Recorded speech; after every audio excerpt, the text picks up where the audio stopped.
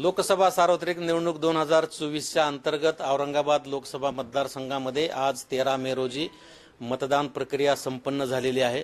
संपूर्ण लोकसभा मतदारसंघातील 2040 मतदान केंद्रावर अत्यंत सुरळीतपणे आणि शांततेत मतदान प्रक्रिया संपन्न झालेली आहे।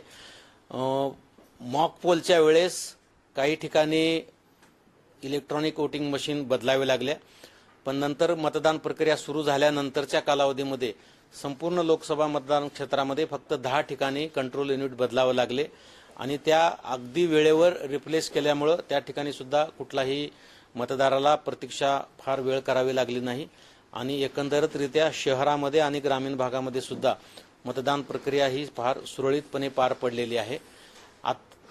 6 वाजताची मतदानाची वेळ संपल्यानंतर मतदारसंघामध्ये जवळजवळ 16 ते 18 ठिकाणी मतदान प्रक्रिया उशिरापर्यंत चालू होती, कारण 6 वाजेच्या वेळेस त्या ठिकाणी मतदार येऊन रांगेत उभे राहिले होते।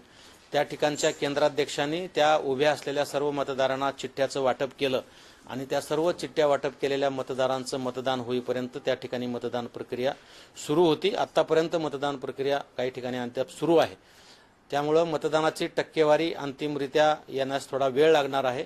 परंतु एकंदरीतरित्या सर्व सहाय्यक निवडणूक निर्णय अधिकारी यांच्याकडून माहिती घेतली असता अंदाजे 60% प्राथमिक माहिती हाती आलेली आहे। यामध्ये निश्चितपणे काही वाढ होण्याची शक्यता आहे आणि प्रत्यक्ष झालेल्या मतदानाची वस्तुस्थिती निहाय आकडेवारी येण्यास विलंब लागणार आहे।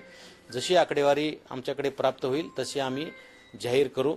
या मतदान प्रक्रियेमध्ये ज्यांनी सहकार्य केलेलं आहे, प्रत्यक्ष अप्रत्यक्ष, त्या सर्वांचं मी मनापासून अभिनंदन करतो। ज्या मतदारांनी मतदान केलेलं आहे त्यांचं सुद्धा मी मनापासून अभिनंदन करतो।